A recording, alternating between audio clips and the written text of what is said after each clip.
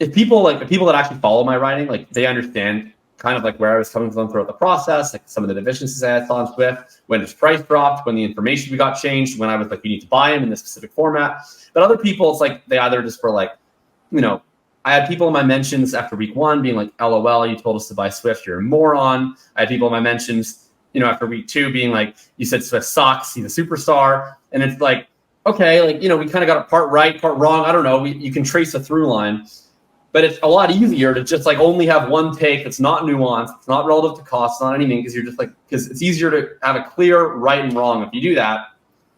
And one of the ways you get to be right a little bit more often is you get to entirely detach yourself from the game that we're playing, which is, of course, a game about trying to win fantasy football leagues. But if you don't want to play that game and you just want to play the be right on Twitter more often game, then all of a sudden you don't have to care about the impact of the outcome. You just have to care about the likelihood of the outcome. Josh Palmer scores 10.6 points per game for the rest of the season, and Quentin Johnston scores 7. You can hang the fucking banner next to the $0 in the bank account. It says, I was right on Twitter, September 27th, 2023. Right? Jim Irsay would hang that right next to AFC finalists 2014. Oh, yeah. And to me, that's the only explanation. We're in a league, some of our bulletproof leagues that are redraft leagues, you can start like 5-6 wide receivers. It's 2 running back, 3 wide receivers, it's 2 or 3 flex. The appeal of like a professional wide receiver who will score 11 to 12 points per game in that format is legitimate. It's not league winning, but it's a legitimate appeal. Like I had Zay Jones in one of our bulletproof leagues last year, and I was like very grateful for that because it was like legitimately helpful to have a guy that I could start as my wide receiver 6. But in 90% of leagues, especially the leagues that I think a lot of people that are recommending Palmer are usually catering to, that's not the case. Your wide receiver 6 is firmly planted on the bench. You probably shouldn't even roster a wide receiver 6. So I don't really know what purpose Josh Palmer is serving. Palmer last year had just under 13 points per game during the period in which one of Keenan Allen or Mike Williams was out. But that also includes a period, for the most part, where both were out. That to me is the ceiling, because we're now replacing. Let's say he runs every 3 wide receiver set.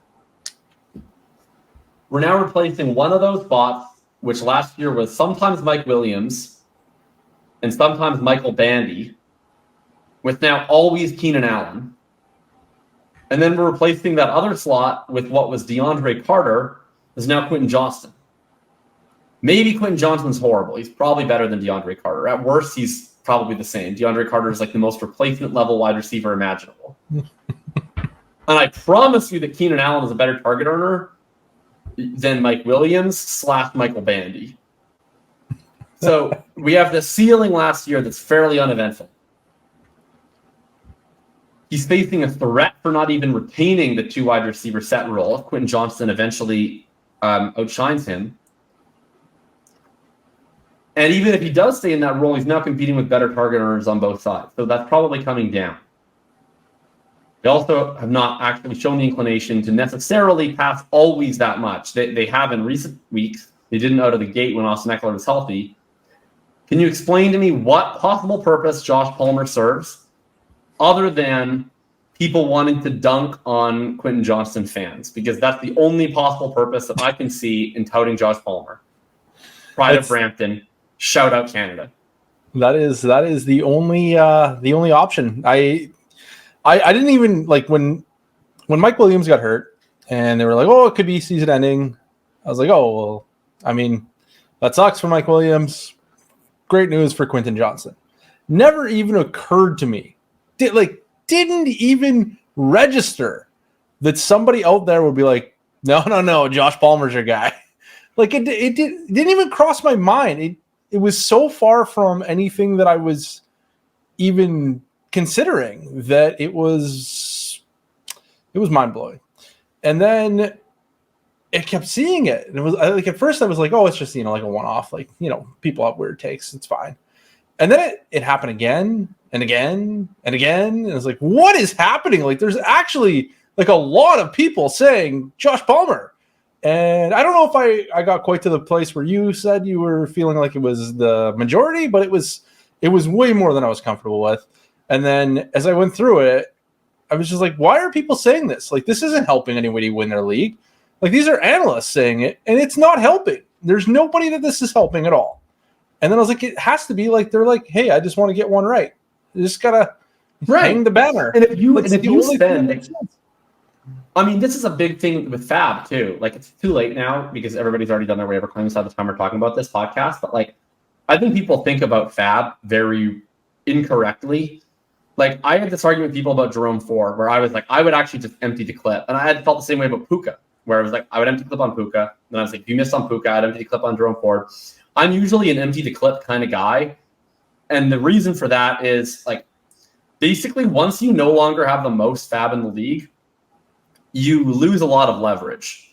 So to me, like, and usually the guys that you want to add on Fab that have the biggest hits are usually either going to be the one where it's like, this is an obvious empty the clip spot, and whoever has the most Fab gets them. Or it's like, I'm going to take this speculative ad on this one guy that nobody's talking about right now, or like he hasn't done anything for a while, then he later emerges. But the guy where it's like, oh yeah, you could pick up Matt Breida for 2% of your Fab. Like, that guy's almost never the guy that you look back on and you're like, wow, like that was a really league-changing situation, right?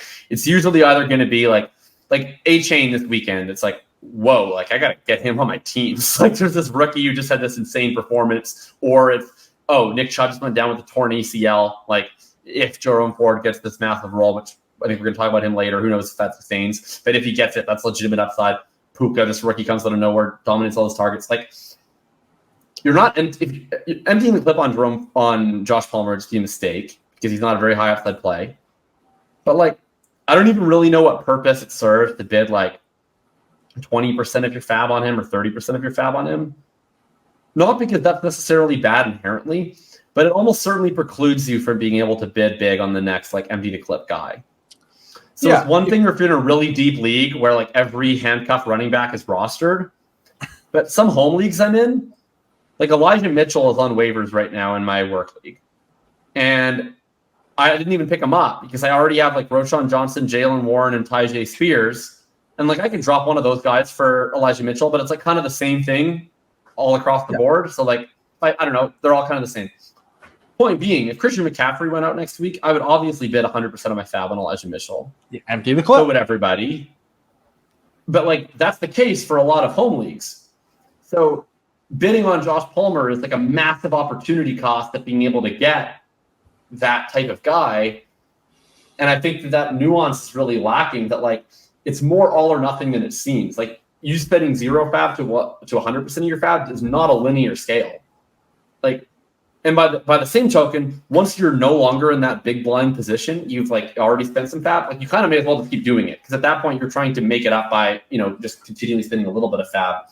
I haven't seen that after the discussion discussed at all, but to me that's even more the case for like, once you make a bid that precludes you from making the biggest bid on someone, you better be taking a massive cut. And Josh Palmer is not a massive cut. Last year he was at 16.158 targets per route run, 1.24 yards per route run. That's just like a wide receiver 3/4 quality player in the NFL. Yeah, it's real bad, and I don't understand it, and I really don't. Yeah, it just.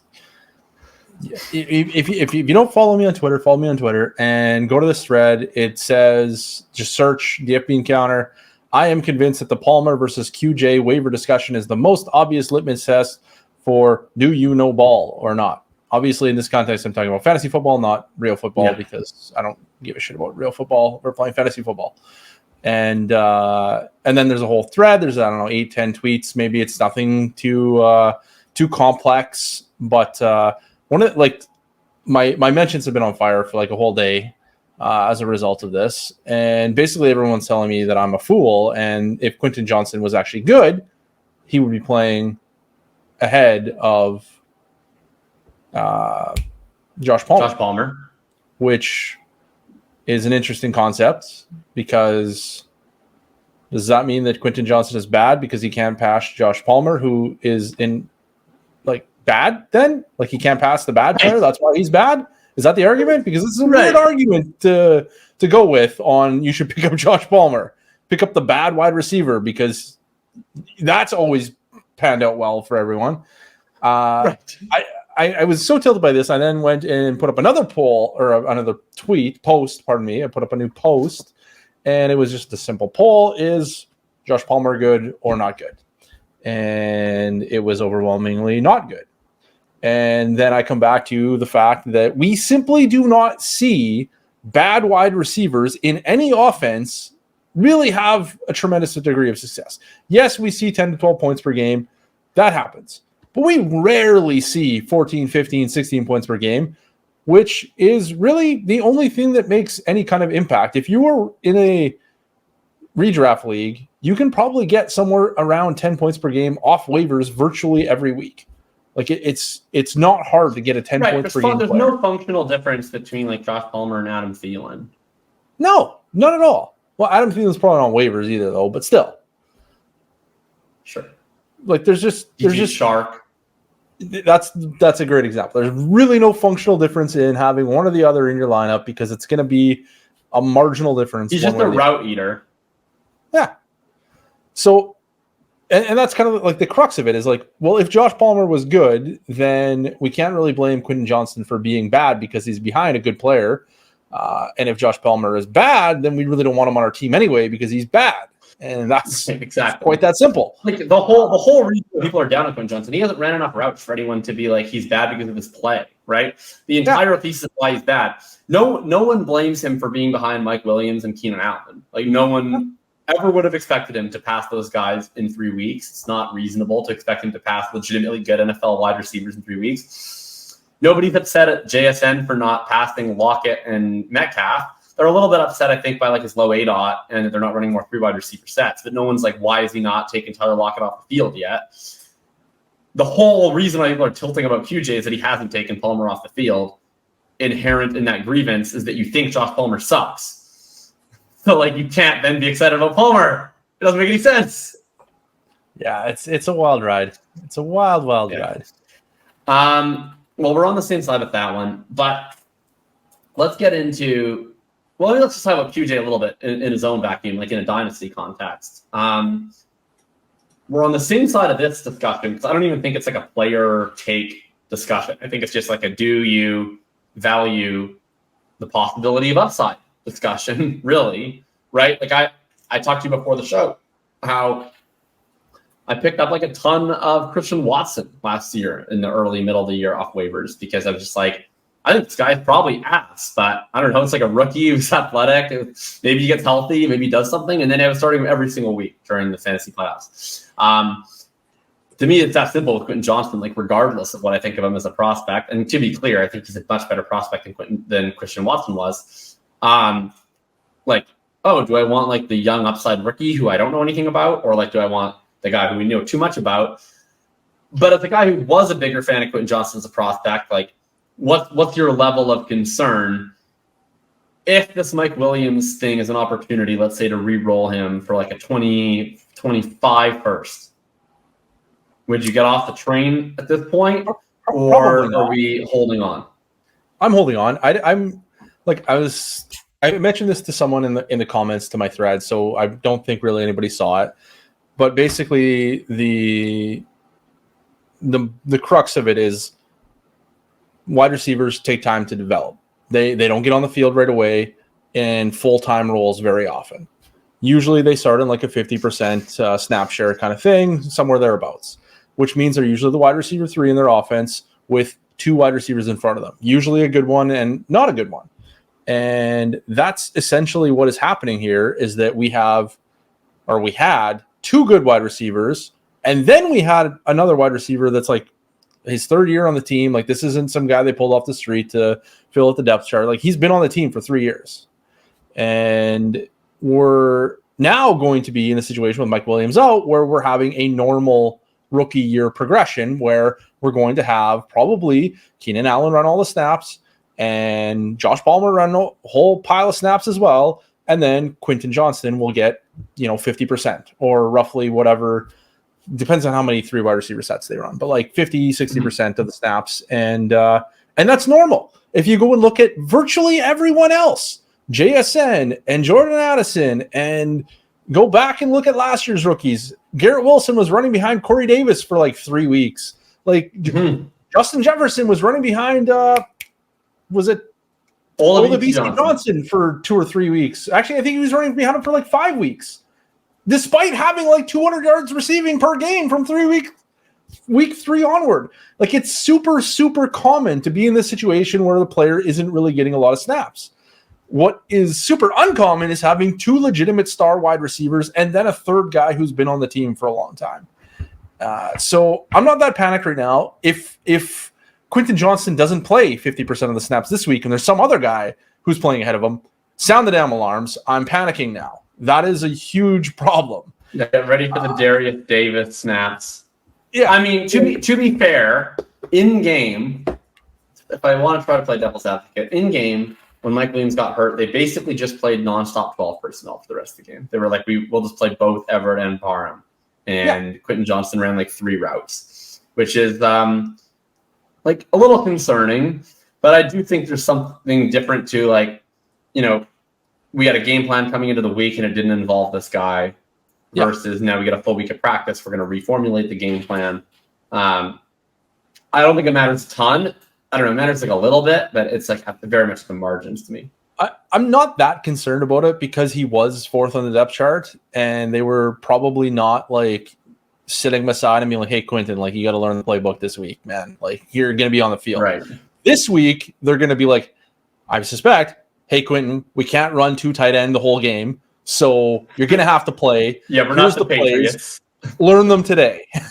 And like I said, if that doesn't happen, then I'm panicking. That's where I'm like, hey, this is not right. He should be able to get on the field ahead of guys that have never seen the field before. And if he doesn't, I will panic.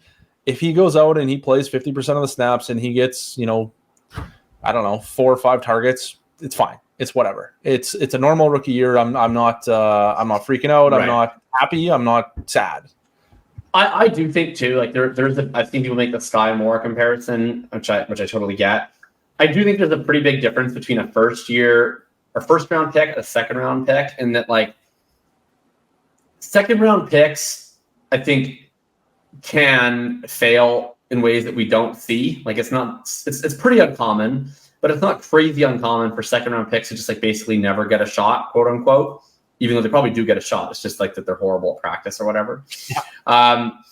But first round picks like almost always have to fail on the field, because I feel like there's almost an element for the organization of like, you just can't really justify to the fans that like we took this guy in the first round and we never let him play in games. Like Jalen Reagor like got a ton of snaps, and the Eagles probably already knew they weren't going to go well.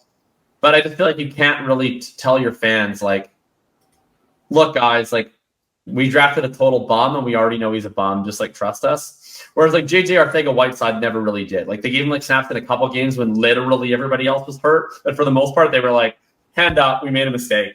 Like, we're not playing this guy. He's bad. He was a second-round pick. It's fine. Cody Latimer, I don't know why he sticks up in my mind, but he sticks up in my mind as, like, a second-round pick. He's like a third-rounder, never saw the field. He was a second-rounder. Was he? Oh. Yeah, I'm almost certain he was a second-round pick. He could have been. He was big, I remember. Like, he was like a very sexy alpha-looking guy. Yeah, he was drafted in the second round. And that's the guy that, like, was never really, like, quote-unquote, given a shot. But first, it was like N'Keal Harry was given a shot, right? Like, N'Keal Harry had a full season. Not really his first season as much, but in his second season, they were like, okay, like, we're giving you a chance, N'Keal. And he was like, I can't play football. And they were like, oh, okay. That's what he said. He went into the huddle. Like, actually, I can't play this game. Get me out of here. Like, the only guy I can think of that never got, like, a really extended shot was Kevin White. And that was more just because every time he did, he got immediately hurt. I'm going to go ahead and say that you're incorrect. That's not the only guy you can think of. The other guy is so irrelevant that you can't think of him because of his irrelevance. And if I could just interest you in watching his highlight reel one more time, I am certain you'll remember who it is. Highlight reel of his rookie season lasts about 6 seconds. His name's Laquan Treadwell. and he never got a Oh shot. yeah, he never got a shot. That's true. He didn't get a shot. He actually never. That's true. He like never played. Okay. No, not until Well, you like found the one. 2 teams later. Then he played a little bit with the Jaguars a couple years ago. Okay, so that's basically where we're at. But that's like, the guy. Unless that's true. Unless he actually okay, so I just have it in front of me, and Laquan Treadwell started 7 games his second year and 7 games his third year. It's rough. Not just played, started. Yeah. So he didn't get a chance. Just So not he his actually rookie got year. a chance. Not in his rookie year. My point being with all this, like, I think even if Quentin Johnston is bad, he was probably going to get a shot anyway. He's definitely going to get a shot now because Mike Williams is out. Yeah.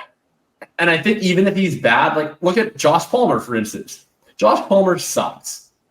Targets per run is brutal. Yards per run is brutal. Matt Harmon is on record saying he might be his least favorite wide receiver in the entire NFL. The second... Let's just pause for a second because have you've probably seen it, but like his success rate versus coverage per reception perception versus man, he's in the 7th percentile, but that's okay because he's really good against his own at the 5th percentile. He doesn't beat any coverage. He literally doesn't beat coverage. That's the You're saying N'Keal Harry goes into the huddle and he's like, I can't actually play football. Palmer is like, if they don't cover me, I'll be a lot better. I promise. Like, right. Oh, it's brutal. So, point being, like, and people still kind of like him, and he still kind of scored some points.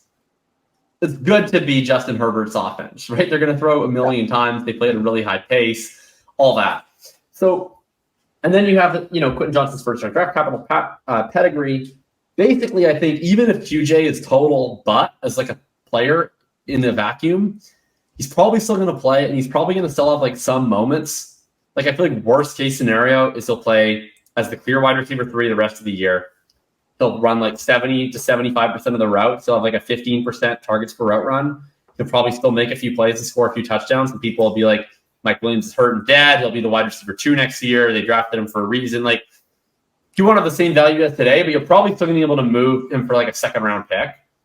So actually, to me, the floor is actually kind of high. Like, not the floor in terms of like what is he as a player, but in terms of like what can you sell him for next offseason if we're pretty sure he's bad. I would still really bet he's worth a 2nd-round pick because Sky Moore is still worth a 2nd-round pick. Romeo Doubs is still worth a 2nd-round pick. Like once you kind of have any sort of reason behind you, you have to fully Treadwell it. And I think that's pretty much out of the cards at this point. So I would hold Quentin Johnston. I would even buy Quentin Johnston. And then, I mean, the thing is, like, I always thought he had a lot of bust risk. Like, I never said he was a horrible prospect. I said he was a high variance prospect. But I thought his bust risk was pretty high. I also think his ceiling is pretty high. You take a player like that. We're going to talk about Fields probably. And you start to weight the price closer to where more of the bust is priced in and less of the boom is priced in. I'm in.